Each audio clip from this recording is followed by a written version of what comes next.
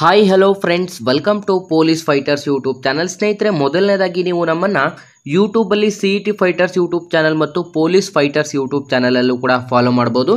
ಹೆಚ್ಚಿನ ಮಾಹಿತಿಗಳಿಗಾಗಿ ನಮ್ಮ Telegram group ಲಿಂಕನ್ನು ಕೂಡ ಡಿಸ್ಕ್ರಿಪ್ಷನಲ್ಲಿ ಕೊಟ್ಟಿರ್ತೇವೆ. ಈ ಒಂದು ಟೆಲಿಗ್ರಾಮ್ ಗ್ರೂಪ್ಗಳಿಗೂ ಕೂಡ ಜಾಯ್ನ್ ಆಗಿ, ಅಥವಾ ಇನ್ಸ್ಟಾಗ್ರಾಮ್ನಲ್ಲಿ CET ಫೈಟರ್ಸ್ ಅಫಿಷಿಯಲ್ ಅನ್ನೋದನ್ನ ಫಾಲೋ ಮಾಡಿ, ಮತ್ತು ಡಿಸ್ಕ್ರಿಪ್ಷನಲ್ಲಿರುವಂಥ ನಮ್ಮ ವಾಟ್ಸಪ್ ಗ್ರೂಪ್ ಮತ್ತು ವಾಟ್ಸಪ್ ಚಾನಲ್ಗೂ ಕೂಡ ಸಬ್ಸ್ಕ್ರೈಬ್ ಮಾಡಿಕೊಂಡು ಹೆಚ್ಚಿನ ಮಾಹಿತಿಯನ್ನು ಕೂಡ ಪಡ್ಕೋಬಹುದು ಮತ್ತು ಎಕ್ಸಾಮ್ ಪ್ರಿಪರೇಷನ್ ಅನ್ನು ಕೂಡ ನಡೆಸ್ಕೋಬಹುದಾಗಿರುತ್ತೆ. Hi hello friends, welcome to police fighters YouTube channel. ಸ್ನೇಹಿತರೆ, ನೀವೇನಾದರೂ ಹೊಸ ವಿದ್ಯಾರ್ಥಿಗಳೇನಾದರೂ ವಿಡಿಯೋಸ್ನ ನೋಡ್ತಾ ಇದ್ದರೆ ಆದಷ್ಟು ನಮ್ಮ ಚಾನಲ್ಗೆ ಸಬ್ಸ್ಕ್ರೈಬ್ ಮಾಡ್ಕೊಳ್ಳೋದ್ರಿಂದ ವಿಲೇಜ್ ಅಕೌಂಟೆಂಟ್, PDO, BMTC ಮತ್ತು ಪೊಲೀಸ್ ಇಲಾಖೆಗೆ ಸಂಬಂಧಪಟ್ಟಂತೆ ಹಾಗೂ SDA, FDA ಹುದ್ದೆಗಳಿಗೆ ಸಂಬಂಧಪಟ್ಟಂಥ ಎಕ್ಸಾಮ್ ಪ್ರಿಪರೇಷನ್ ಮಾಡ್ಕೋತಾ ಇದ್ದರೆ ಹಿಂದೆ ನಮ್ಮ ಚಾನಲ್ಗೆ ಸಬ್ಸ್ಕ್ರೈಬ್ ಮಾಡ್ಕೊಳ್ಳೋದ್ರಿಂದ 6ನೇ ತರಗತಿಯಿಂದ 12ನೇ ತರಗತಿವರೆಗೆ ಇರುವಂಥ ಎಲ್ಲ ಸರ್ಕಾರಿ ಪಠ್ಯ ಪುಸ್ತಕಗಳು ಹಾಗೂ ಪ್ರತಿಯೊಂದು ಸಬ್ಜೆಕ್ಟ್ ವೈಸು ನಿಮಗೆ ಮಾಡೆಲ್ ಪ್ರಶ್ನೆ ಪತ್ರಿಕೆ ಮತ್ತು ಪ್ರೀವಿಯಸ್ ಇಯರ್ ಕ್ವಶನ್ ಪೇಪರ್ಗಳನ್ನು ಕಂಪ್ಲೀಟಾಗಿ ತಿಳಿಸ್ತೀವಿ. ಮತ್ತು ಈ ಒಂದು ಎಕ್ಸಾಮ್ಗೆ ಬೇಕಿರುವಂಥ ಪ್ರತಿಯೊಂದು ವಿಡಿಯೋ ಕೂಡ ನಮ್ಮ ಚಾನಲಲ್ಲಿ ಅವೈಲಬಲ್ ಇರುತ್ತೆ.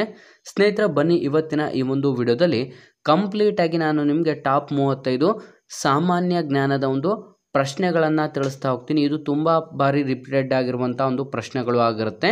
ಮೊದಲನೇ ಪ್ರಶ್ನೆಯನ್ನು ನಾವು ನೋಡ್ತಾ ಹೋಗೋದಾದರೆ, ಭಾರತೀಯ ರಾಷ್ಟ್ರೀಯ ಕಾಂಗ್ರೆಸ್ಸಿನ ಪ್ರಥಮ ಮಹಿಳಾ ಅಧ್ಯಕ್ಷಕರು ಯಾರು? ಸ್ನೇಹಿತರೆ, ಭಾರತೀಯ ರಾಷ್ಟ್ರೀಯ ಕಾಂಗ್ರೆಸ್ನ ಪ್ರಥಮ ಮಹಿಳಾ ಅಧ್ಯಕ್ಷಕರು ಯಾರು ಅಂತ ಇಲ್ಲಿ ಪ್ರಶ್ನೆ ಕೇಳಲಾಗಿರುತ್ತೆ. ಸ್ನೇಹಿತರೆ, ಇಲ್ಲಿ ಭಾರತೀಯ ರಾಷ್ಟ್ರೀಯ ಕಾಂಗ್ರೆಸ್ನ ಪ್ರಥಮ ಮಹಿಳಾ ಅಧ್ಯಕ್ಷಕರು ಅಂತ ಏನಾದರೂ ನಿಮಗೆ ಪ್ರಶ್ನೆ ಆಯಿತು ಅಂತಂದರೆ ಇದಕ್ಕೆ ಸರಿಯಾದಂಥ ಉತ್ತರ ಆಪ್ಷನ್ ಸಿ, ಅನ್ನಿ ಬೆಸೆಂಟ್. ಸ್ನೇಹಿತರೆ, ಆಪ್ಷನ್ ಸಿ, ಅನ್ನಿ ಬೆಸೆಂಟ್ ಅಂತ ನೀವು ಟಿಕ್ ಮಾಡಬೇಕಾಗತ್ತೆ. ಅದೇ ಏನಾದರೂ ಭಾರತೀಯ ರಾಷ್ಟ್ರೀಯ ಕಾಂಗ್ರೆಸ್ಸಿನ ಪ್ರಥಮ ಭಾರತೀಯ ಮಹಿಳೆ ಅಂತ ಏನಾದರೂ ಕೇಳಿದರೆ ನೀವು ಆಪ್ಷನ್ ಎ, ಸರೋಜಿನಿ ನಾಯ್ಡು ಅಂತ ಟಿಕ್ ಮಾಡಬೇಕಾಗತ್ತೆ. ಹಾಗಾಗಿ ಸ್ನೇಹಿತರೆ, ಈ ಒಂದು ಪ್ರಶ್ನೆಗೆ ಸರಿಯಾದಂಥ ಉತ್ತರ ಆಪ್ಷನ್ ಸಿ, ಅನ್ನಿ ಬೆಸೆಂಟ್ ಸರಿಯಾಗಿರುತ್ತೆ. ಪ್ರಥಮ ಮಹಿಳೆ ಅನ್ನಿ ಬೆಸೆಂಟ್ ಆಗಿರ್ತಾರೆ. ಭಾರತೀಯ ಪ್ರಥಮ ಮಹಿಳೆ ಯಾರು ಅಂತಂದರೆ ಸರೋಜಿನಿ ನಾಯ್ಡು ಆಗಿರುತ್ತೆ. ನೆಕ್ಸ್ಟ್ ಎರಡನೇ ಪ್ರಶ್ನೆ ಕಡೆಗೆ ಬರೋದಾದರೆ, ನ್ಯಾಷನಲ್ ಹೆರಾಲ್ಡ್ ಪತ್ರಿಕೆಯ ಸಂಸ್ಥಾಪಕರು ಯಾರು? ಸ್ನೇಹಿತರೆ, ನಾವು ಈ ರೀತಿ ಸ್ಟಾರ್ ಮಾರ್ಕ್ ಮೆನ್ಷನ್ ಮಾಡಿದ್ದೀವಿ ಅಂತಂದರೆ ಇದು ತುಂಬ ಇಂಪಾರ್ಟೆಂಟ್ ಪ್ರಶ್ನೆ ಆಗಿರುತ್ತೆ. ನ್ಯಾಷನಲ್ ಹೆರಾಲ್ಡ್ ಪತ್ರಿಕೆಯ ಒಂದು ಸ್ಥಾಪಕರು ಯಾರು ಅಂತ ಇಲ್ಲಿ ಪ್ರಶ್ನೆ ಆಗಿರುತ್ತೆ. ಸ್ನೇಹಿತರೆ, ಇದು ಕೂಡ ಅಷ್ಟೇ ತುಂಬ ಬಾರಿ ರಿಪೀಟೆಡ್ ಆಗಿರುವಂಥ ಪ್ರಶ್ನೆ ಆಗಿರುತ್ತೆ.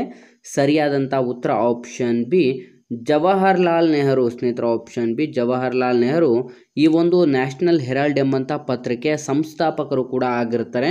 ನೆಕ್ಸ್ಟ್ ಮೂರನೇ ಪ್ರಶ್ನೆ, ಸ್ನೇಹಿತರೆ, ನೀವೇನಾದರೂ village accountant, PDO, BMTC, SDA, FDA ಮತ್ತು ಪೊಲೀಸ್ ಇಲಾಖೆಗೆ ಸಂಬಂಧಪಟ್ಟಂಥ ಎಕ್ಸಾಮ್ ಪ್ರಿಪರೇಷನ್ ಮಾಡಿಸ್ತಾ ಇದ್ದರೆ ಇಲ್ಲಿ ಕಾಣಿಸ್ತಿರುವಂಥ, ಈ ಸ್ಕ್ರೀನ್ ಮೇಲೆ ಕಾಣಿಸ್ತಿರುವಂಥ ಸಬ್ಜೆಕ್ಟ್ಸ್ಗಳ ಒಂದು ಕೋಚಿಂಗ್ ನೋಟ್ಸ್ ಮತ್ತು ಪ್ರೀವಿಯಸ್ ಇಯರ್ ಕ್ವಶನ್ ಪೇಪರ್ ಹಾಗೂ ಇಂಪಾರ್ಟೆಂಟ್ ಕ್ವಶನ್ ಪೇಪರ್ಗಳನ್ನು ಮೆನ್ಷನ್ ಮಾಡಲಾಗಿರುವಂಥ ಒಂದು PDF ಕೂಡ ಅವೈಲೇಬಲ್ ಇರುತ್ತೆ.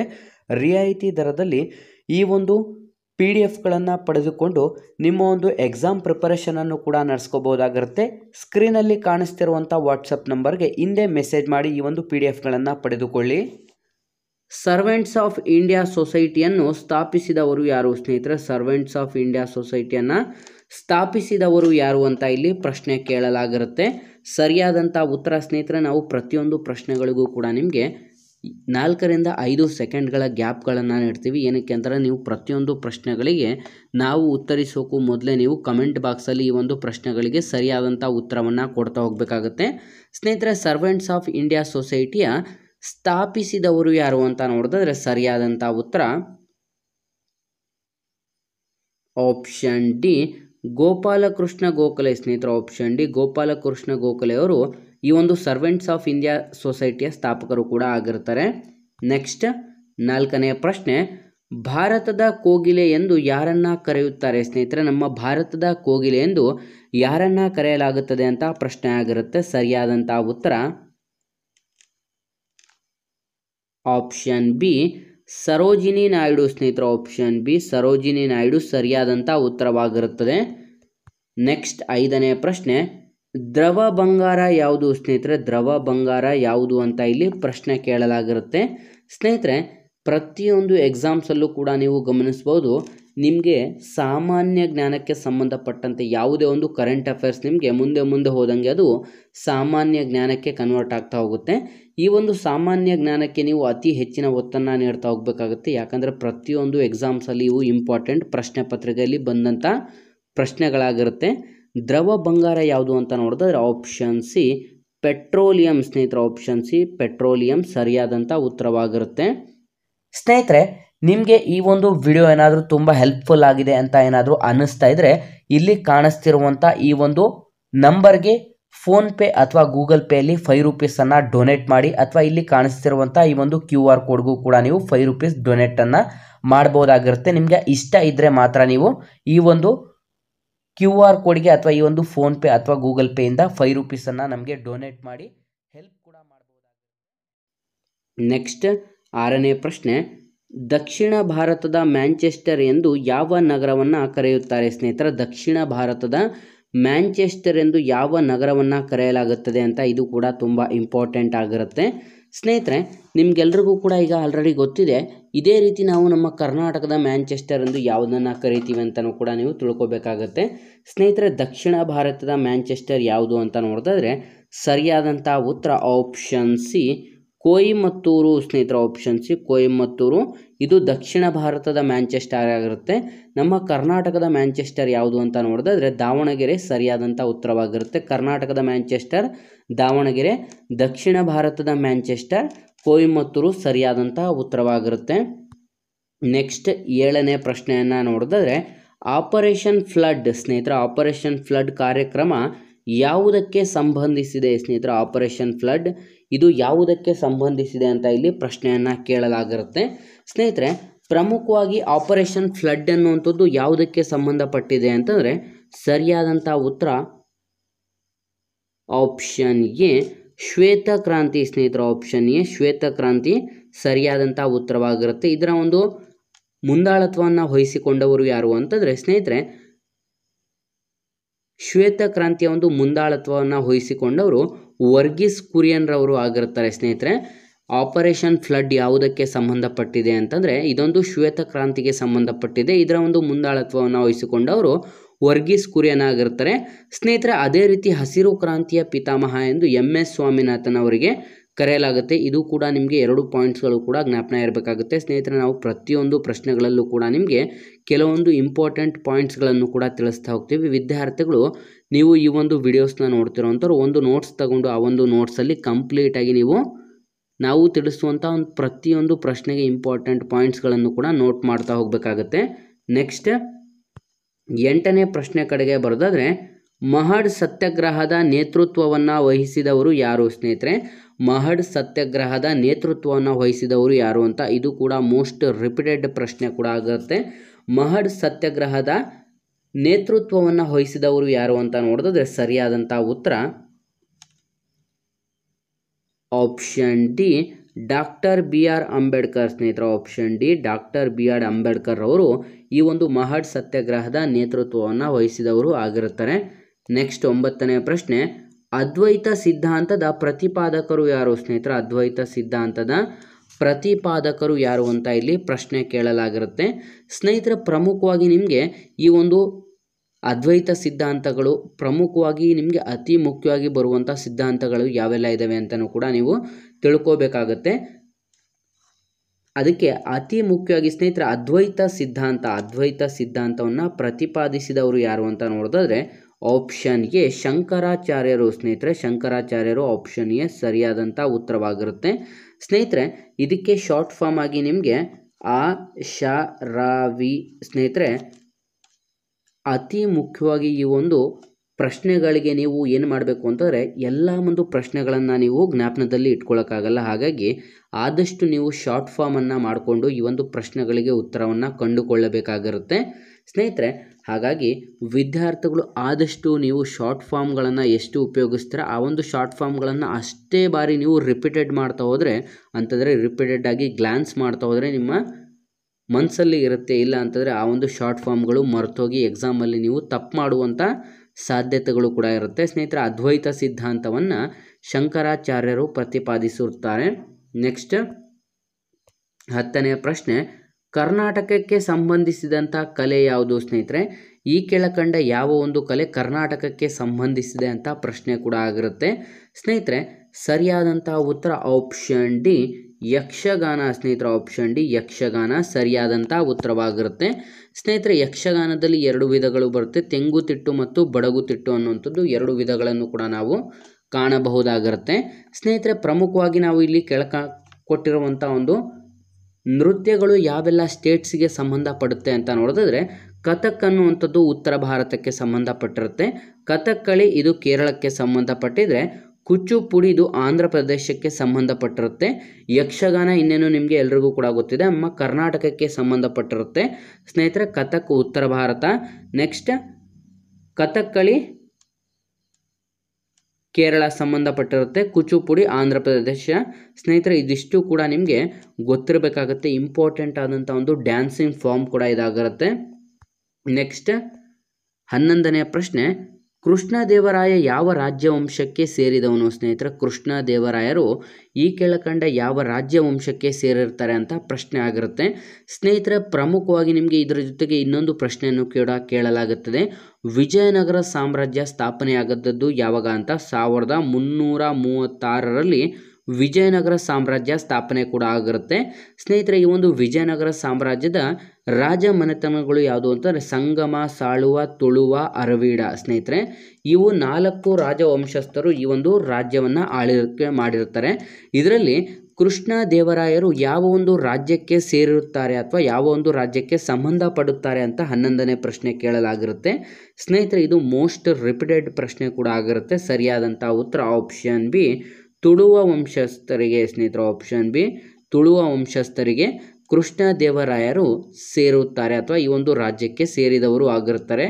ವಿಜಯನಗರ ಸಾಮ್ರಾಜ್ಯ 1336ರಲ್ಲಿ ಸ್ಥಾಪನೆ ಕೂಡ ಆಗುತ್ತದೆ. ನೆಕ್ಸ್ಟ್ 12ನೇ ಪ್ರಶ್ನೆ, ಕೆಳಗಿನವುಗಳಲ್ಲಿ ಯಾವುದು ಕಬ್ಬಿಣದ ಅದಿರು ಅಲ್ಲ ಸ್ನೇಹಿತರೆ? ಈ ಕೆಳಗಿನವುಗಳಲ್ಲಿ ಯಾವುದು ಕಬ್ಬಿಣದ ಅದಿರು ಅಲ್ಲ ಸ್ನೇಹಿತರೆ? ನೀವು ವಿದ್ಯಾರ್ಥಿಗಳು ಕಂಪ್ಲೀಟಾಗಿ ಪ್ರಶ್ನೆಯನ್ನು ಕ್ಲೀನಾಗಿ ಒಂದ್ಸಲ ಓದ್ಕೋಬೇಕಾಗತ್ತೆ. ಇಲ್ಲಿ ಅಲ್ಲ ಅಂತ ಇಲ್ಲಿ ಕೇಳಲಾಗಿದೆ, ಅಲ್ಲ ಕಬ್ಬಿಣದ ಅದಿರು ಅಲ್ಲ. ವಿದ್ಯಾರ್ಥಿಗಳು ನೀವೇನು ಮಾಡ್ತೀರಾ, ಸಡನ್ನಾಗಿ ಕಬ್ಬಿಣದ ಅದಿರು ಅಂತ ನೋಡಿದ ತಕ್ಷಣ ಟಿಕ್ ಮಾಡಿಬಿಡ್ತಾರೆ. ಆದರೆ ಇಲ್ಲಿ ಅಲ್ಲ ಅಂತ ಕೇಳಲಾಗಿದೆ ಸ್ನೇಹಿತರೆ. ಹೆಮಟೈಟ್, ಮ್ಯಾಗ್ನಟೈಟ್ ಮತ್ತು ಲಿಮೋನೈಟ್ ಇವು 3 ಕೂಡ ಕಬ್ಬಿಣದ ಅದಿರು ಆಗಿರುತ್ತದೆ. ಆದರೆ ಆಪ್ಷನ್ ಡಿ ಮ್ಯಾಲಫೈಟ್ ಅನ್ನುವಂಥದ್ದು ಇದು ಆಗಿರೋದಿಲ್ಲ. ಹಾಗಾಗಿ ಆಪ್ಷನ್ ಡಿ ಸರಿಯಾದಂಥ ಉತ್ತರ ಕೂಡ ಆಗಿರುತ್ತೆ. ನೆಕ್ಸ್ಟ್ 13ನೇ ಪ್ರಶ್ನೆ, ಯಾವ ಸ್ಥಳದಲ್ಲಿ ಮುಸ್ಲಿಂ ಲೀಗ್ ಸ್ಥಾಪಿಸಲಾಯಿತು ಸ್ನೇಹಿತರೆ? ಈ ಕೆಳಕಂಡ ಯಾವ ಒಂದು ಸ್ಥಳದಲ್ಲಿ ಮುಸ್ಲಿಂ ಲೀಗನ್ನು ಸ್ಥಾಪಿಸಲಾಯಿತು ಅಂತ ಇಲ್ಲಿ ಪ್ರಶ್ನೆ ಕೂಡ ಆಗಿರುತ್ತೆ. ಮುಸ್ಲಿಂ ಲೀಗ್ ಸ್ಥಾಪನೆಯಾದದ್ದು ಎಲ್ಲಿ ಅಂತ ನೋಡೋದಾದ್ರೆ ಸರಿಯಾದಂಥ ಉತ್ತರ ಆಪ್ಷನ್ ಎ ಢಾಕಾದಲ್ಲಿ ಸ್ನೇಹಿತರೆ. ಢಾಕಾದಲ್ಲಿ 1906ರಂದು ಈ ಒಂದು ಮುಸ್ಲಿಂ ಲೀಗ್ ಸ್ಥಾಪನೆ ಕೂಡ ಆಗುತ್ತೆ. ಹಾಗಾಗಿ ಆಪ್ಷನ್ ಎ ಸರಿಯಾದಂಥ ಉತ್ತರ ಕೂಡ ಆಗಿರುತ್ತದೆ.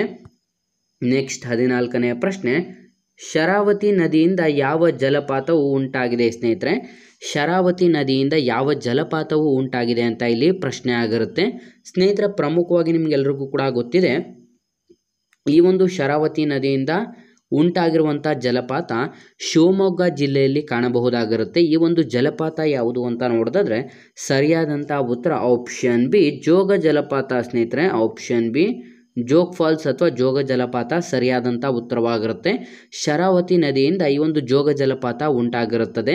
ರಾಜಾ ರಾಣಿ, ರೂರಲ್ ಮತ್ತು ರಾಕೆಟ್ ಅಂತಲೂ ಕೂಡ 4 ನೇಮ್ಸ್ಗಳಿಂದ ಇದಕ್ಕೆ ಕರೆಯಲಾಗುತ್ತದೆ ಸ್ನೇಹಿತರೆ. ನೆಕ್ಸ್ಟ್ 15ನೇ ಪ್ರಶ್ನೆ, ಲೋಕಸಭೆಯ ಸ್ಪೀಕರ್ ಅವರು ಯಾರಿಗೆ ರಾಜೀನಾಮೆಯನ್ನು ಸಲ್ಲಿಸಬೇಕು ಸ್ನೇಹಿತರೆ?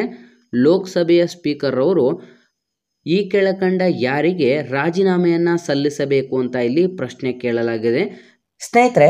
ನಿಮಗೆ ಈ ಒಂದು ವಿಡಿಯೋ ಏನಾದರೂ ತುಂಬ ಹೆಲ್ಪ್ಫುಲ್ ಆಗಿದೆ ಅಂತ ಏನಾದರೂ ಅನ್ನಿಸ್ತಾ ಇದ್ದರೆ ಇಲ್ಲಿ ಕಾಣಿಸ್ತಿರುವಂಥ ಈ ಒಂದು ನಂಬರ್ಗೆ ಫೋನ್ಪೇ ಅಥವಾ ಗೂಗಲ್ ಪೇಯಲ್ಲಿ 5 ರೂಪೀಸನ್ನು ಡೊನೇಟ್ ಮಾಡಿ, ಅಥವಾ ಇಲ್ಲಿ ಕಾಣಿಸ್ತಿರುವಂಥ ಈ ಒಂದು QR ಕೋಡ್ಗೂ ಕೂಡ ನೀವು 5 ರೂಪೀಸ್ ಡೊನೇಟನ್ನು ಮಾಡ್ಬೋದಾಗಿರುತ್ತೆ. ನಿಮಗೆ ಇಷ್ಟ ಇದ್ದರೆ ಮಾತ್ರ ನೀವು ಈ ಒಂದು QR ಕೋಡ್ಗೆ ಅಥವಾ ಈ ಒಂದು ಫೋನ್ಪೇ ಅಥವಾ ಗೂಗಲ್ ಪೇಯಿಂದ 5 ರೂಪೀಸನ್ನು ನಮಗೆ ಡೊನೇಟ್ ಮಾಡಿ ಹೆಲ್ಪ್ ಕೂಡ ಮಾಡ್ಬೋದಾಗಿರುತ್ತೆ. ಲೋಕಸಭೆಯ ಸ್ಪೀಕರ್ ಸ್ನೇಹಿತರ ಪ್ರಮುಖವಾಗಿ ನೀವು ಇಲ್ಲಿ ಕನ್ಫ್ಯೂಸ್ ಆಗ್ತೀರಾ ಯಾರಿಗೆ ಅಂತ. ಲೋಕಸಭೆಯ ಸ್ಪೀಕರ್ ಅವರೇನಾದರೂ ರಾಜೀನಾಮೆ ಕೊಡ್ತಾ ಇದ್ದಾರೆ ಅಂತಂದರೆ ಅವರ ಒಂದು ರಾಜೀನಾಮೆ ಪತ್ರವನ್ನು ಯಾರಿಗೆ ನೀಡಬೇಕು ಅಂತ ಇಲ್ಲಿ ಪ್ರಶ್ನೆ ಕೇಳಲಾಗಿದೆ. ಸರಿಯಾದಂಥ ಉತ್ತರ ಆಪ್ಷನ್ ಎ, ಉಪಸಭಾಪತಿಯವರಿಗೆ ಸ್ನೇಹಿತರೆ. ಆಪ್ಷನ್ ಎ, ಉಪಸಭಾಪತಿಯವರಿಗೆ ಅವರು ರಾಜೀನಾಮೆಯನ್ನು ಕೊಡಬೇಕಾಗುತ್ತೆ. ವಿದ್ಯಾರ್ಥಿಗಳು ನೀವಿಲ್ಲಿ ರಾಷ್ಟ್ರಪತಿ ಅಂತ ಟಿಕ್ ಮಾಡಿಬಿಡ್ತಾರೆ, ಹಾಗಾಗಿ ಕನ್ಫ್ಯೂಸ್ ಆಗಬೇಡಿ. ಲೋಕಸಭೆಯ ಸ್ಪೀಕರ್ ಅವರು ಉಪಸಭಾಪತಿಗೆ ಅವರ ಒಂದು ರಾಜೀನಾಮೆ ಪತ್ರವನ್ನು ಸಲ್ಲಿಸಬೇಕಾಗುತ್ತದೆ. ನೆಕ್ಸ್ಟ್ 16ನೇ ಪ್ರಶ್ನೆ, ವಿಶ್ವ ಅಭಿವೃದ್ಧಿ ವರದಿಯನ್ನು ಯಾವ ಸಂಸ್ಥೆಯು ಪ್ರಕಟಿಸುತ್ತದೆ ಸ್ನೇಹಿತರೆ? ವಿಶ್ವ ಅಭಿವೃದ್ಧಿ ವರದಿಯನ್ನು ಈ ಕೆಳಕಂಡ ಯಾವ ಒಂದು ಸಂಸ್ಥೆ ಪ್ರಕಟಿಸುತ್ತದೆ ಅಂತ ಪ್ರಶ್ನೆ ಆಗಿರುತ್ತೆ ಸ್ನೇಹಿತರೆ. ವಿಶ್ವ ಅಭಿವೃದ್ಧಿ ವರದಿಯನ್ನು ಆಪ್ಷನ್ ಎ, ವಿಶ್ವ ಬ್ಯಾಂಕ್ ಸ್ನೇಹಿತರೆ. ವಿಶ್ವ ಅಭಿವೃದ್ಧಿ ವರದಿಯನ್ನು ವಿಶ್ವ ಬ್ಯಾಂಕ್ ಪ್ರಕಟಿಸುತ್ತದೆ. ನೆಕ್ಸ್ಟ್ 17ನೇ ಪ್ರಶ್ನೆ, ಈ ಕೆಳಗಿನವುಗಳಲ್ಲಿ ಯಾವುದು ಕಾಳಿದಾಸನ ಕೃತಿಯಲ್ಲ ಸ್ನೇಹಿತರೆ? ಕಾಳಿದಾಸನ ಕೃತಿಯಲ್ಲ ಅಂತ ಪ್ರಶ್ನೆ ಆಗಿದೆ. ನಾನು ನಿಮಗೆ ಆಗಲೇ ತಿಳಿಸಿದೆ, ವಿದ್ಯಾರ್ಥಿಗಳು ಪ್ರಶ್ನೆನ ಕೊನೆವರೆಗೂ ಓದಬೇಕಾಗುತ್ತೆ. ಕಾಳಿದಾಸನ ಕೃತಿ ಅಲ್ಲ ಅಂತ ಇಲ್ಲಿ ಪ್ರಶ್ನೆ ಕೇಳಲಾಗಿರುತ್ತೆ ಸ್ನೇಹಿತರೆ. ಆಪ್ಷನ್ ಎ, ಕುಮಾರ ಸಂಭವ, ಅಭಿಜ್ಞಾನ ಶಾಕುಂತಲ ಮತ್ತು ಮೇಘದೂತ ಇವು ಮೂರು ಕೂಡ ಕಾಳಿದಾಸ ಅವರ ಕೃತಿಗಳು ಆಗಿರುತ್ತದೆ. ಆದರೆ ಆಪ್ಷನ್ ಡಿ, ಮೃಶ್ಚಕಟಿಕ ಇದು ಆಗಿರೋದಿಲ್ಲ. ಇದು ಶೂದ್ರಕನ ಮೃಶ್ಚಕಟಿಕ ಅಂತ ಓದಿರ್ತಾರೆ. ಇದು ಶೂದ್ರಕ ಬರೆದಂಥ ಒಂದು ಮೃಶ್ಚಕಟಿಕ ಆಗಿರುತ್ತೆ. ಹಾಗಾಗಿ ಆಪ್ಷನ್ ಡಿ ಅನ್ನು ಹೊರತುಪಡಿಸಿ ಆಪ್ಷನ್ ಎ, ಬಿ ಮತ್ತು ಸಿ ಮೂರು ಕೂಡ ಕಾಳಿದಾಸ ಅವರು ಬರೆದಂಥ ಕೃತಿ ಕೂಡ ಆಗಿರುತ್ತದೆ. ಆದರೆ ಡಿ, ಮೃಶ್ಚಕಟಿಕ ಇದು ಶೂದ್ರಕ ಅವರು ಬರೆದಂಥ ಕೃತಿ ಆಗಿರುತ್ತದೆ. ನೆಕ್ಸ್ಟ್ 18ನೇ ಪ್ರಶ್ನೆ, ರಾಣಿ ತ್ರಿಶಲ ಯಾರ ತಾಯಿ ಆಗಿರ್ತಾರೆ ಸ್ನೇಹಿತರೆ? ರಾಣಿ ತ್ರಿಶಲ ಇವರು ಯಾರ ತಾಯಿ ಆಗಿರ್ತಾರೆ ಅಂತ ಪ್ರಶ್ನೆ ಆಗಿರುತ್ತೆ ಸ್ನೇಹಿತರೆ. ನೀವು ಪ್ರಮುಖವಾಗಿ ಗಮನಿಸ್ಬೋದು, ಗೌತಮ ಬುದ್ಧ ಮತ್ತು ಮಹಾವೀರ ಇಬ್ಬರು ಕೂಡ ಸಮಕಾಲೀನವರಾಗಿದ್ದು, ಇಬ್ಬರು ಕೂಡ ಅವರ ಒಂದು ಕಾಲದಲ್ಲಿ ಒಬ್ಬರನ್ನೊಬ್ಬರು ಒಂದು ಸಾರಿಯೂ ಕೂಡ ಭೇಟಿಯಾಗದೇ ಇರುವಂಥ ಒಬ್ಬರು ಪರ್ಸನ್ಸ್ಗಳು ಇವರು ಆಗಿರ್ತಾರೆ, ಅಥವಾ ಭೇಟಿಯಾಗದೇ ಇರುವಂಥ ವ್ಯಕ್ತಿಗಳಾಗಿರ್ತಾರೆ. ಆದರೆ ಇವರಿಬ್ಬರು ಕೂಡ ಸಮಕಾಲೀನವರಾಗಿದ್ದು ಸ್ನೇಹಿತರೆ, ರಾಣಿ ತ್ರಿಶಲ ಇವರು ಯಾರ ತಾಯಿ ಆಗಿರ್ತಾರೆ ಅಂತ ಇಲ್ಲಿ ಪ್ರಶ್ನೆ ಕೇಳಲಾಗಿದೆ. ಹಾಗಾಗಿ ಸರಿಯಾದಂಥ ಉತ್ತರ ಆಪ್ಷನ್ ಎ, ಮಹಾವೀರ ಸ್ನೇಹಿತರೆ. ಮಹಾವೀರರ ತಾಯಿ ಆಗಿರ್ತಾರೆ. ಇದು ಕಂಪ್ಲೀಟಾಗಿ ಜೈನ ಧರ್ಮಕ್ಕೆ ಸಂಬಂಧಪಟ್ಟಂತ ಆಗಿರುತ್ತದೆ. ಹಾಗಾಗಿ ಆಪ್ಷನ್ ಎ ಸರಿಯಾಗಿರುತ್ತೆ ಸ್ನೇಹಿತರೆ. ಇನ್ನೊಂದು ಇಂಪಾರ್ಟೆಂಟ್ ಪಾಯಿಂಟ್ಸ್ ನಿಮಗೆ ವಿಶೇಷ ಸೂಚನೆಗಳಲ್ಲಿ ತಿಳಿಸ್ತಾ ಇದ್ದೀನಿ. ಅತಿ ಮುಖ್ಯವಾಗಿ ನಿಮಗೆ ಜೈನ ಧರ್ಮದ ಸ್ಥಾಪಕ ಯಾರು ಅಂತ ಪ್ರಶ್ನೆಯನ್ನು ಈ ಹಿಂದೆ 2 ರಿಂದ 3 ಬಾರಿ ಎಕ್ಸಾಮ್ಸಲ್ಲಿ ಕೇಳಲಾಗಿದೆ. ಜೈನ ಧರ್ಮದ ಸ್ಥಾಪಕ ಯಾರು ಅಂತ ನಿಮಗೆ ಪ್ರಶ್ನೆ ಆಯಿತು ಅಂತಂದರೆ ಋಷಭನಾಥ ಸರಿಯಾದಂಥ ಉತ್ತರವಾಗಿರುತ್ತೆ. ಅಥವಾ ಜೈನ ಧರ್ಮದ ಮೊದಲ ತೀರ್ಥಂಕರು ಯಾರು ಅಂತಲೂ ಕೂಡ ಕೇಳಿದ್ರೆ ಋಷಭನಾಥ ಅಂತ ನೀವು ಟಿಕ್ ಮಾಡಬೇಕಾಗುತ್ತೆ. ಅದೇ ರೀತಿ ನೀವು ಕೆಲವೊಬ್ಬರು ಏನು ಮಾಡ್ತೀರಾ ಅಂತಂದರೆ ಜೈನ ಧರ್ಮದ ಸ್ಥಾಪಕ ಯಾರು ಅಂತ ಕೇಳಿದ್ರೆ ಮಹಾವೀರ ಅಂತ ಟಿಕ್ ಮಾಡ್ತೀರಾ ಸ್ನೇಹಿತರೆ. ಇದು ತಪ್ಪಾಗಿರುತ್ತೆ. ಹಾಗಾಗಿ ನಾನು ಹಿಂದಿನ ಒಂದು ಎಕ್ಸಾಮ್ಸ್ಗಳಲ್ಲಿ ಅಫಿಷಿಯಲ್ ಆದಂಥ ಕೀ ಆನ್ಸರ್ ಬಿಟ್ಟಾಗಲೂ ಕೂಡ ತಿಳಿಸಿದ್ದೀನಿ. ಅಫಿಷಿಯಲ್ ಆಗಿ ನಿಮಗೆ ಜೈನ ಧರ್ಮದ ಸ್ಥಾಪಕ ಋಷಭನಾಥ ಆಗಿರ್ತಾನೆ. ನೆಕ್ಸ್ಟ್ ಮಹಾವೀರ ಇವರು 24ನೇ ತೀರ್ಥಂಕರು ಕೂಡ ಆಗಿರ್ತಾರೆ. ರಾಣಿ ತ್ರಿಶಾಲಾದೇವಿ ಇವರ ಒಂದು ತಾಯಿ ಆಗಿರ್ತಾರೆ ಅಂತಂದರೆ ಮಹಾವೀರ ಅವರ ತಾಯಿ ಕೂಡ ಆಗಿರ್ತಾರೆ. ನೆಕ್ಸ್ಟ್ 19ನೇ ಪ್ರಶ್ನೆ, ಭಾರತದ ಕ್ಷಿಪಣಿ ಮನುಷ್ಯ ಎಂದು ಪ್ರಸಿದ್ಧರಾದವರು ಯಾರು ಸ್ನೇಹಿತರೆ? ಭಾರತದ ಕ್ಷಿಪಣಿ ಮನುಷ್ಯ ಎಂದೇ ಪ್ರಸಿದ್ಧಿಯನ್ನು ಪಡೆದುಕೊಂಡವರು ಈ ಕೆಳಗಿನವರು ಯಾರು ಅಂತ ಪ್ರಶ್ನೆ ಕೂಡ ಕೇಳಲಾಗಿದೆ. ಸರಿಯಾದಂಥ ಉತ್ತರ option C, APJ Abdul Kalam ಸ್ನೇಹಿತರೆ. Doctor APJ Abdul Kalam option C. ಇವರನ್ನು ನಾವು ನಮ್ಮ ಭಾರತ ದೇಶದ ಕ್ಷಿಪಣಿ ಮನುಷ್ಯ ಅಥವಾ ಕ್ಷಿಪಣಿ ಮನುಷ್ಯರು ಎಂದೇ ಫೇಮಸ್ ಕೂಡ ಆಗಿರ್ತಾರೆ ಇವರು. ನೆಕ್ಸ್ಟ್ 20ನೇ ಪ್ರಶ್ನೆ, ದಕ್ಷಿಣ ಭಾರತದ ಅತಿ ಉದ್ದವಾದ ನದಿ ಯಾವುದು ಸ್ನೇಹಿತರೆ? ದಕ್ಷಿಣ ಭಾರತದ ಅತಿ ಉದ್ದವಾದ ನದಿ ಯಾವುದು ಅಂತ ಇಲ್ಲಿ ಪ್ರಶ್ನೆ ಕೇಳಲಾಗಿರುತ್ತೆ ಸ್ನೇಹಿತರೆ. ಸರಿಯಾದಂಥ ಉತ್ತರ ಆಪ್ಷನ್ ಬಿ, ಗೋದಾವರಿ ಸ್ನೇಹಿತರೆ. ಆಪ್ಷನ್ ಬಿ ಗೋದಾವರಿ ಸರಿಯಾದಂಥ ಉತ್ತರ ಕೂಡ ಆಗಿರುತ್ತೆ. ದಕ್ಷಿಣ ಗಂಗೆ ಅಂತ ಯಾವುದಕ್ಕೆ ಕರೀತೀವಿ ಅಂತಂದರೆ ಅದು ಕಾವೇರಿ ಆಗಿರುತ್ತೆ. ಆದರೆ ದಕ್ಷಿಣ ಭಾರತದ ಅತಿ ಉದ್ದವಾದ ನದಿ ಯಾವುದು ಅಂತ ಕೇಳಿದ್ರೆ ಆಪ್ಷನ್ ಬಿ ಗೋದಾವರಿ ಸರಿಯಾದಂಥ ಉತ್ತರ ಕೂಡ ಆಗಿರುತ್ತೆ. ನೆಕ್ಸ್ಟ್ 21ನೇ ಪ್ರಶ್ನೆ, ಮಾಹಿತಿ ಹಕ್ಕು ಇದು ಏನಾಗಿದೆ ಸ್ನೇಹಿತರೆ? ಮಾಹಿತಿ ಹಕ್ಕು ಅಂತಂದರೆ RTI ಆಗಿರುತ್ತೆ, ರೈಟ್ ಟು ಇನ್ಫಾರ್ಮೇಷನ್ ಆ್ಯಕ್ಟ್ ಆಗಿರುತ್ತೆ. ಈ ಒಂದು RTI ಎನ್ನುವಂಥದ್ದು 2005ರಲ್ಲಿ ಜಾರಿಗೆ ಬರುತ್ತೆ ಸ್ನೇಹಿತರೆ. ಈ ಒಂದು ಪ್ರಶ್ನೆಯನ್ನು ಕೂಡ ಪ್ರೀವಿಯಸ್ ಎಕ್ಸಾಮ್ಸಲ್ಲಿ ಕೇಳಲಾಗಿದೆ. RTI ಅಂತಂದರೆ ಮಾಹಿತಿ ಹಕ್ಕು ಜಾರಿಯಾದಂಥ ವರ್ಷ ಯಾವುದು ಅಂತ ಕೇಳಲಾಗಿದೆ. ಜಾರಿಯಾದಂಥ ವರ್ಷ ಯಾವುದು ಅಂತಂದರೆ 2005 2005 ಈ ಒಂದು RTI ಅಂತಂದರೆ ರೈಟ್ ಟು ಇನ್ಫಾರ್ಮೇಷನ್ ಆ್ಯಕ್ಟ್ ಅನ್ನುವಂಥದ್ದು ಇದು ಜಾರಿಗೆ ಬಂದಿರುತ್ತೆ. ಇದೊಂದು ಮಾಹಿತಿ ಹಕ್ಕು ಏನಾಗಿದೆ ಅಂತ ನೋಡಿದ್ರೆ ಸ್ನೇಹಿತರೆ, ಇದೊಂದು ಕಾನೂನುಬದ್ಧ ಹಕ್ಕಾಗಿರುತ್ತೆ ಸ್ನೇಹಿತರೆ. ಆಪ್ಷನ್ ಸಿ ಸರಿಯಾದಂಥ ಉತ್ತರವಾಗಿರುತ್ತೆ. ಇದೊಂದು ಕಾನೂನುಬದ್ಧ ಹಕ್ಕಾಗಿರುತ್ತೆ. RTI ಎನ್ನುವಂಥದ್ದು ಇದೊಂದು ಇನ್ಫಾರ್ಮೇಷನ್ ಆ್ಯಕ್ಟ್ ಆಗಿರೋದ್ರಿಂದ ಇದು ಕಾನೂನುಬದ್ಧ ಹಕ್ಕಾಗಿರುತ್ತದೆ. ನೆಕ್ಸ್ಟ್ 22ನೇ ಪ್ರಶ್ನೆ, ಮಹಾತ್ಮ ಗಾಂಧೀಜಿಯವರ ಪುಣ್ಯತಿಥಿಯನ್ನು ಏನೆಂದು ಆಚರಿಸುತ್ತಾರೆ ಸ್ನೇಹಿತರೆ? ನಿಮಗೆಲ್ಲರಿಗೂ ಕೂಡ ಗೊತ್ತಿದೆ, ಮಹಾತ್ಮ ಗಾಂಧೀಜಿಯವರು ಹುತಾತ್ಮರಾದಂಥ ನಂತರದ ದಿನಗಳಲ್ಲಿ ಅಂತಂದರೆ ಆ ಒಂದು ದಿನವನ್ನು ಹುತಾತ್ಮರ ದಿನವೆಂದೇ ಇದನ್ನು ಕರೆಯಲಾಗುತ್ತದೆ ಅಂತಂದರೆ ಆಪ್ಷನ್ ಎ ಇದನ್ನು ಹುತಾತ್ಮರ ದಿನ ಎಂದು ಕರೆಯಲಾಗುತ್ತದೆ. ಹಾಗಾಗಿ ಆಪ್ಷನ್ ಎ ಸರಿಯಾದಂಥ ಉತ್ತರ ಕೂಡ ಆಗಿರುತ್ತದೆ. ನೆಕ್ಸ್ಟ್ 23ನೇ ಪ್ರಶ್ನೆ, ಎಲ್ಲ ಆಮ್ಲಗಳಲ್ಲಿ ಸಾಮಾನ್ಯವಾಗಿ ಕಂಡುಬರುವಂಥ ವಸ್ತು ಯಾವುದು ಸ್ನೇಹಿತರೆ? ಇದು ಕೂಡ ತುಂಬ ರಿಪೀಟೆಡ್ ಆದಂಥ ಪ್ರಶ್ನೆ ಆಗಿರುತ್ತೆ. ಎಲ್ಲ ಆಮ್ಲಗಳಲ್ಲಿ ಸಾಮಾನ್ಯವಾಗಿ ಕಂಡುಬರುವಂಥ ವಸ್ತು ಯಾವುದು ಅಂತ ಇಲ್ಲಿ ಪ್ರಶ್ನೆಯನ್ನು ಕೇಳಲಾಗಿರುತ್ತೆ. ಸರಿಯಾದಂಥ ಉತ್ತರ ಆಪ್ಷನ್ ಎ. ಸರಿಯಾದಂಥ ಉತ್ತರ ಜಲಜನಕ ಸ್ನೇಹಿತರೆ. ಆಪ್ಷನ್ ಎ ಜಲಜನಕ ಸರಿಯಾದಂಥ ಉತ್ತರವಾಗಿರುತ್ತೆ. ಸ್ನೇಹಿತರೆ, ಇನ್ನೊಂದು ವಿಶೇಷ ಸೂಚನೆ ಏನು ಅಂತಂದರೆ ಅಂದರೆ ವಿಶೇಷ ಒಂದು ಪಾಯಿಂಟ್ ಕಾರ್ಡ್ ಆಗಿರುತ್ತದೆ. ನೀವು ಪ್ರಮುಖವಾಗಿ ಒಂದು ಮರದ ವಯಸ್ಸನ್ನು ಯಾವ ರೀತಿ ನೀವು ಕಂಡುಹಿಡಿಯಬಹುದು ಅಂತ ಇಲ್ಲಿ ಪ್ರಶ್ನೆ ಕೇಳಲಾಗುತ್ತೆ. ಪ್ರೀವಿಯಸ್ ಎಕ್ಸಾಮ್ಸ್ಗಳಲ್ಲಿ ಕೇಳಿರುವಂಥ ಪ್ರಶ್ನೆ.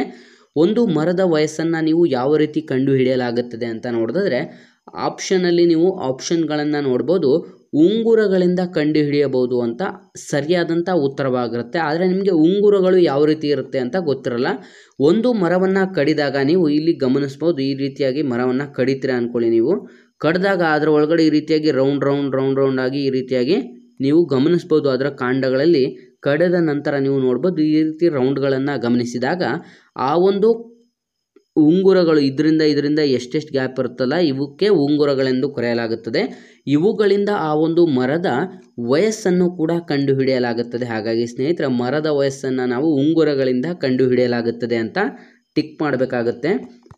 ನೆಕ್ಸ್ಟ್ 24ನೇ ಪ್ರಶ್ನೆ, ಸೌರವ್ಯೂಹದಲ್ಲಿ ಅತಿ ಚಿಕ್ಕ ಗ್ರಹ ಯಾವುದು ಸ್ನೇಹಿತರೆ? ಸೌರವ್ಯೂಹದಲ್ಲಿ ಅತಿ ಚಿಕ್ಕದಾದಂಥ ಒಂದು ಗ್ರಹ ಯಾವುದು ಅಂತ ಪ್ರಶ್ನೆ ಆಗಿರುತ್ತೆ. ಮತ್ತು ಸೂರ್ಯನಿಗೆ ಅತ್ಯಂತ ಹತ್ತಿರವಿರುವಂಥ ಗ್ರಹ ಯಾವುದು ಅಂತಲೂ ಕೂಡ ಪ್ರಶ್ನೆ ಕೇಳಲಾಗಿರುತ್ತೆ. ಸ್ನೇಹಿತರೆ, ಎರಡು ಪ್ರಶ್ನೆಗಳಿಗೂ ಕೂಡ ಒಂದೇ ಉತ್ತರ. ಅದು ಏನು ಅಂತಂದರೆ ಆಪ್ಷನ್ ಸಿ ಬುಧ ಸ್ನೇಹಿತರೆ. ಆಪ್ಷನ್ ಸಿ ಬುಧ ಗ್ರಹವು ಸೌರವ್ಯೂಹದಲ್ಲಿ ಅತಿ ಚಿಕ್ಕ ಗ್ರಹ ಮತ್ತು ಸೂರ್ಯನಿಗೆ ಅತ್ಯಂತ ಹತ್ತಿರವಿರುವಂಥ ಗ್ರಹವೆಂದು ಕೂಡ ನಾವು ಪರಿಗಣಿಸಲಾಗುತ್ತದೆ.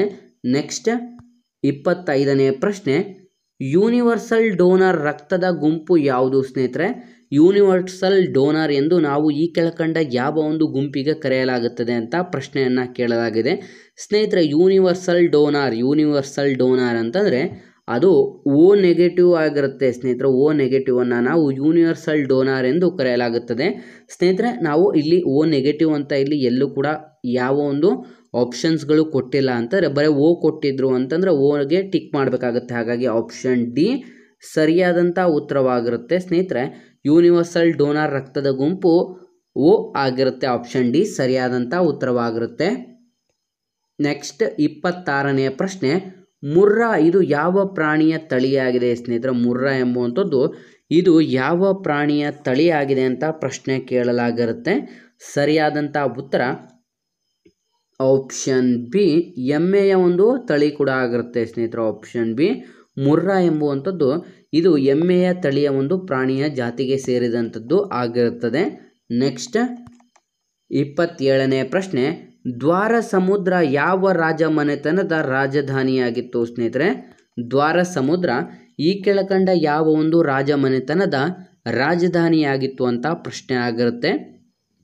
ಸ್ನೇಹಿತರೆ, ನೀವು ಪ್ರಮುಖವಾಗಿ ನಮ್ಮ ಕರ್ನಾಟಕ ಹಿಸ್ಟ್ರಿಯ ಬಗ್ಗೆ ಓದಬೇಕಾದ್ರೆ ಅಥವಾ ಭಾರತದ ಹಿಸ್ಟ್ರಿಯ ಬಗ್ಗೆ ಓದಬೇಕಾದ್ರೆ ಪ್ರತಿಯೊಂದು ರಾಜಮನೆತನದ ಲಾಂಛನ ಯಾವುದು, ನೆಕ್ಸ್ಟ್ ಅವರ ಒಂದು ಪ್ರಮುಖವಾಗಿ ಆ ಒಂದು ಲಾಂಛನಕ್ಕೆ ಸಂಬಂಧಪಟ್ಟಂತೆ ಅವರಲ್ಲಿ ಪ್ರಮುಖ ರಾಜರು ಯಾರು, ಸ್ಥಾಪಕರು ಯಾರು, ಇವಿಷ್ಟು ಕೂಡ ಒಂದು ಬೇಸಿಕ್ ಕಾನ್ಸೆಪ್ಟ್ಗಳು ಕೂಡ ಆಗಿರುತ್ತೆ. ಹಾಗಾಗಿ ಈ ಒಂದು ಬೇಸಿಕ್ ನಾಲೆಡ್ಜನ್ನು ನೀವು ತಿಳ್ಕೊಬೇಕಾಗುತ್ತೆ.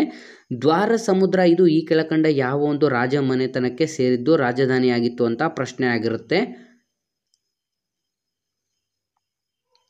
ಸರಿಯಾದಂಥ ಉತ್ತರ ಆಪ್ಷನ್ ಎ ಹೊಯ್ಸಳರು ಸ್ನೇಹಿತರೆ. ಆಪ್ಷನ್ ಎ ಹೊಯ್ಸಳರಿಗೆ ಈ ಒಂದು ಸೇರಿದಂಥ ದ್ವಾರ ಸಮುದ್ರ ಇವರ ರಾಜಧಾನಿ ಕೂಡ ಆಗಿರುತ್ತೆ. ಸ್ನೇಹಿತರೆ, ಬೇಲೂರು ಮತ್ತು ಹಳೆಬೀಡಿಗಳಲ್ಲಿ ಇರುವಂಥ ದೇವಸ್ಥಾನಗಳನ್ನು ಕಟ್ಟಿಸಿದವರು ಅಥವಾ ಇದರ ಒಂದು ಸ್ಥಾಪಕರು ಕೂಡ ಹೊಯ್ಸಳರೇ ಆಗಿರ್ತಾರೆ. ಬೇಲೂರಿನಲ್ಲಿ ನೀವು ಶ್ರೀ ಚೆನ್ನಕೇಶ್ವರ ದೇವಸ್ಥಾನವನ್ನು ಕೂಡ ನೀವು ಕಾಣಬಹುದು. ಹಾಗಾಗಿ ಆಪ್ಷನ್ ಎ ಸರಿಯಾದಂಥ ಉತ್ತರವಾಗಿರುತ್ತೆ. ನೆಕ್ಸ್ಟ್ 28ನೇ ಪ್ರಶ್ನೆ, ರಾಷ್ಟ್ರಕೂಟರ ಮೂಲ ಪುರುಷ ಯಾರು ಸ್ನೇಹಿತರೆ? ರಾಷ್ಟ್ರಕೂಟರ ಮೂಲ ಪುರುಷ ಯಾರು ಅಂತ ಇಲ್ಲಿ ಪ್ರಶ್ನೆಯನ್ನು ಕೇಳಲಾಗಿದೆ. ಸರಿಯಾದಂಥ ಉತ್ತರ ಆಪ್ಷನ್ ಸಿ ದಂತಿದುರ್ಗ. ಸ್ನೇಹಿತರೆ, ನಾನು ನಿಮಗೆ ಆಗಲೇ ತಿಳಿಸಿದೆ, ಪ್ರತಿಯೊಂದು ರಾಜ ಮನೆತನದ ಪ್ರಮುಖ ರಾಜರು ಯಾರು, ಅವರ ಒಂದು ಲಾಂಛನ ಯಾವುದು ಮತ್ತು ಅವರ ರಾಜಧಾನಿ ಯಾವುದು ಅಂತ ನೀವು ತಿಳ್ಕೋಬೇಕು ಅಂತ ತಿಳಿಸಿದ್ದೆ. ಹಾಗಾಗಿ ರಾಷ್ಟ್ರಕೂಟರ ಮೂಲ ಪುರುಷ ದಂತಿದುರ್ಗ ಸರಿಯಾದಂಥ ಉತ್ತರವಾಗಿರುತ್ತೆ. ನೆಕ್ಸ್ಟ್ 29ನೇ ಪ್ರಶ್ನೆ, ನಗಿಸುವ ಅನಿಲ ಯಾವುದು? ನಗಿಸುವ ಅನಿಲ ಯಾವುದು ಅನ್ನುವಂಥದ್ದು ಇಂಪಾರ್ಟೆಂಟ್ ಪ್ರಶ್ನೆ ಕೂಡ ಆಗಿರುತ್ತೆ. ಸ್ನೇಹಿತರೆ, ನಗಿಸುವ ಅನಿಲ ಅಂತ ನಾವು ಯಾವುದಕ್ಕೆ ಕರೆಯಲಾಗುತ್ತದೆ ಅಂತಂದರೆ ನೈಟ್ರಿಕ್ ಆಕ್ಸೈಡ್. ಸ್ನೇಹಿತರೆ, ಆಪ್ಷನ್ ಡಿ ನೈಟ್ರಿಕ್ ಆಕ್ಸೈಡ್ಗೆ ನಾವು ಅಥವಾ ಲಾಫಿಂಗ್ ಗ್ಯಾಸ್ ಅಂತಲೂ ಕೂಡ ಕರೆಯಲಾಗುತ್ತದೆ, ಅಥವಾ ನಗಿಸುವ ಅನಿಲ ಅಥವಾ ಲಾಫಿಂಗ್ ಗ್ಯಾಸ್ ಅಂತಲೂ ಕೂಡ ಇದಕ್ಕೆ ಕರೆಯಲಾಗುತ್ತದೆ. ನೆಕ್ಸ್ಟ್ 30ನೇ ಪ್ರಶ್ನೆ ಕಡೆಗೆ ಬರೋದಾದರೆ ಹಾಲಿನಲ್ಲಿರುವಂಥ ಸಕ್ಕರೆ ಯಾವುದು ಸ್ನೇಹಿತರೆ? ಹಾಲಿನಲ್ಲಿರುವಂಥ ಸಕ್ಕರೆ ಯಾವುದು ಅಂತ ನಾವು ನೋಡಿದ್ರೆ ಸರಿಯಾದಂಥ ಉತ್ತರ ಆಪ್ಷನ್ ಡಿ ಲ್ಯಾಕ್ಟೋಸ್ ಆಗಿರುತ್ತೆ ಸ್ನೇಹಿತರೆ. ಆಪ್ಷನ್ ಡಿ ಲ್ಯಾಕ್ಟೋಸ್ ಎಂಬುವಂಥ ಒಂದು ಪದಾರ್ಥವನ್ನು ಅಥವಾ ಸಕ್ಕರೆಯ ಅಂಶವನ್ನು ನಾವು ಹಾಲಿನಲ್ಲಿ ಕಾಣಬಹುದಾಗಿರುತ್ತದೆ. ನೆಕ್ಸ್ಟ್ 31ನೇ ಪ್ರಶ್ನೆ, ಈರುಳುಗಣ್ಣು ಯಾವ ವಿಟಮಿನ್ ಕೊರತೆಯಿಂದ ಉಂಟಾಗುತ್ತದೆ ಸ್ನೇಹಿತರೆ? ಇದು ಕೂಡ ತುಂಬ ಇಂಪಾರ್ಟೆಂಟ್ ಆಗಿರುತ್ತೆ. ಪ್ರತಿಯೊಂದು ವಿಟಮಿನ್ ಕೊರತೆಯಿಂದ ಯಾವ ರೋಗ ಬರುತ್ತದೆ ಅಂತಲೂ ಕೂಡ ನೀವು ತಿಳ್ಕೊಬೇಕಾಗುತ್ತೆ.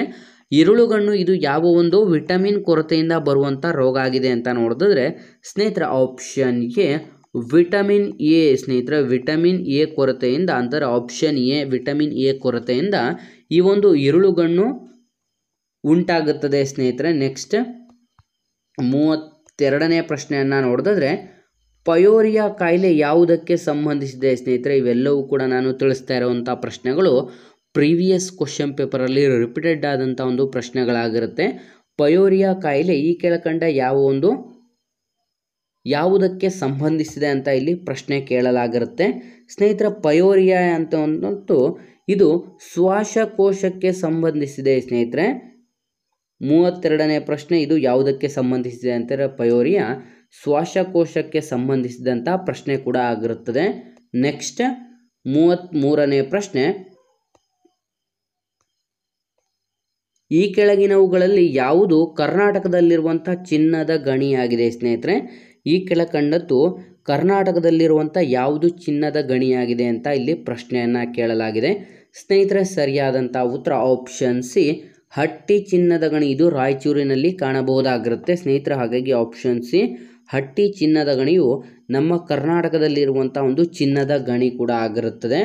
ನೆಕ್ಸ್ಟ್ 34ನೇ ಪ್ರಶ್ನೆ, ಈ ಕೆಳಗಿನವುಗಳಲ್ಲಿ ಯಾವುದು ಭೂಮಿಯ ವಾಯುಮಂಡಲದ ಭಾಗವಾಗಿರುವುದಿಲ್ಲ ಸ್ನೇಹಿತರೆ? ಭೂಮಿಯ ವಾಯುಮಂಡಲದ ಭಾಗವಾಗಿರುವುದಿಲ್ಲ ಅಂತ ಪ್ರಶ್ನೆ ಕೇಳಲಾಗಿರುತ್ತೆ. ಸರಿಯಾದಂಥ ಉತ್ತರ ಆಪ್ಷನ್ ಡಿ ಭೂವಲಯ ಸ್ನೇಹಿತರೆ. ಆಪ್ಷನ್ ಡಿ ಭೂವಲಯವನ್ನು ಹೊರತುಪಡಿಸಿ ಹವಾಗೋಳ, ವಾಯುಮಂಡಲದ ಸ್ತರ ಮತ್ತು ಮಧ್ಯವಲಯ ಇವು ಮೂರು ಕೂಡ ಭೂಮಿಯ ವಾಯುಮಂಡಲದ ಭಾಗ ಆಗಿರುತ್ತೆ. ಆದರೆ ಭೂವಲಯ ಇದು ಭೂಮಿಯ ವಾಯುಮಂಡಲದ ಭಾಗ ಆಗಿರೋದಿಲ್ಲ. ನೆಕ್ಸ್ಟ್ 35ನೇ ಪ್ರಶ್ನೆ ಕಡೆಗೆ ಬರೋದಾದರೆ ಭಾರತದ ಸಿಂಧು ರಶ್ಮಿ ಇವರ ಬರೆದಂಥ ಒಂದು ಮಹಾಕಾವ್ಯ ಆಗಿದೆ ಸ್ನೇಹಿತರೆ. ಭಾರತ ಸಿಂಧು ರಶ್ಮಿ ಇವರು ಬರೆದಂಥ ಒಂದು ಮಹಾಕಾವ್ಯ ಆಗಿರುತ್ತೆ. ಈ ಒಂದು ಕೊನೆಯ ಪ್ರಶ್ನೆಗೆ ಯಾವುದೆಲ್ಲ ವಿದ್ಯಾರ್ಥಿಗಳು ವಿಡಿಯೋಸ್ನ ನೋಡ್ತಾ ಇದ್ರ ಸರಿಯಾದಂಥ ಉತ್ತರವನ್ನು ಕಮೆಂಟ್ ಮಾಡಿ ತಿಳಿಸ್ಬೇಕಾಗಿರುತ್ತೆ ಸ್ನೇಹಿತರೆ. ನಮ್ಮ ಹಿಂದಿನ ವಿಡಿಯೋದಲ್ಲಿ ಕೊನೆಯ ಪ್ರಶ್ನೆಗೆ ಸರಿಯಾದಂಥ ಉತ್ತರವನ್ನು ಕಮೆಂಟ್ ಮಾಡಿದಂಥ ಪ್ರತಿಯೊಬ್ಬರಿಗೂ ಕೂಡ ನಮ್ಮ ಚಾನಲ್ ಕಡೆಯಿಂದ ಧನ್ಯವಾದಗಳನ್ನು ತಿಳಿಸ್ತಾ ನೀವೇನಾದರೂ village accountant, PDO, BMTC, police ಇಲಾಖೆ ಮತ್ತು SDA, FDA ಹುದ್ದೆಗಳಿಗೆ ಸಂಬಂಧಪಟ್ಟಂಥ ಎಕ್ಸಾಮ್ ಪ್ರಿಪರೇಷನ್ ಮಾಡ್ಕೋತಾ ಇದ್ದರೆ ಹಿಂದೆ ಡಿಸ್ಕ್ರಿಪ್ಷನಲ್ಲಿರುವಂಥ ಮತ್ತು ನಮ್ಮ ಪೊಲೀಸ್ ಫೈಟರ್ಸ್ ಯೂಟ್ಯೂಬ್ ಚಾನಲ್ಗೆ ಸಬ್ಸ್ಕ್ರೈಬ್ ಮಾಡ್ಕೊಳ್ಳೋದ್ರಿಂದ 6ನೇ ತರಗತಿಯಿಂದ 12ನೇ ತರಗತಿವರೆಗಿರುವಂಥ ಸರ್ಕಾರಿ ಪಠ್ಯಪುಸ್ತಕಗಳ ವಿಡಿಯೋ ಸರಣಿ, ಪ್ರೀವಿಯಸ್ ಇಯರ್ ಕ್ವಶನ್ ಪೇಪರ್, ಮಾದರಿ ಪ್ರಶ್ನೆ ಪತ್ರಿಕೆ ಮತ್ತು ಸಬ್ಜೆಕ್ಟ್ ವೈಸು ಟಾಪಿಕ್ ವೈಸು ನಿಮಗೆ ವಿಡಿಯೋ ಕೂಡ ಅವೈಲೇಬಲ್ ಇರುತ್ತೆ. ಹಾಗಾಗಿ ಆದಷ್ಟು ವಿಡಿಯೋನ ಲೈಕ್ ಮಾಡಿ ಮತ್ತು ನಿಮ್ಮ ಎಲ್ಲ ಸ್ನೇಹಿತರೊಂದಿಗೆ ಶೇರ್ ಮಾಡೋದ್ರ ಮೂಲಕ ಇನ್ನೂ ಹೆಚ್ಚಿನ ಕಲಿಕೆಗಾಗಿ ಹಿಂದೆ ನಮ್ಮ ಚಾನಲ್ಗೆ ಸಬ್ಸ್ಕ್ರೈಬ್ ಮಾಡ್ಕೊಳ್ಳಿ ಅಂತ ತಿಳಿಸ್ತಾ ಇದ್ದೀವಿ ಸ್ನೇಹಿತರೆ. ನಿಮಗೆ ಈ ಒಂದು ವಿಡಿಯೋ ಏನಾದರೂ ತುಂಬ ಹೆಲ್ಪ್ಫುಲ್ ಆಗಿದೆ ಅಂತ ಏನಾದರೂ ಅನ್ನಿಸ್ತಾ ಇದ್ದರೆ ಇಲ್ಲಿ ಕಾಣಿಸ್ತಿರುವಂಥ ಈ ಒಂದು ನಂಬರ್ಗೆ ಫೋನ್ಪೇ ಅಥವಾ ಗೂಗಲ್ ಪೇಯಲ್ಲಿ ₹5 ಡೊನೇಟ್ ಮಾಡಿ, ಅಥವಾ ಇಲ್ಲಿ ಕಾಣಿಸ್ತಿರುವಂಥ ಈ ಒಂದು QR ಕೋಡ್ಗೂ ಕೂಡ ನೀವು ₹5 ಡೊನೇಟನ್ನು ಮಾಡ್ಬೋದಾಗಿರುತ್ತೆ. ನಿಮಗೆ ಇಷ್ಟ ಇದ್ದರೆ ಮಾತ್ರ ನೀವು ಈ ಒಂದು QR ಕೋಡ್ಗೆ ಅಥವಾ ಈ ಒಂದು ಫೋನ್ಪೇ ಅಥವಾ ಗೂಗಲ್ ಪೇಯಿಂದ ₹5 ನಮಗೆ ಡೊನೇಟ್ ಮಾಡಿ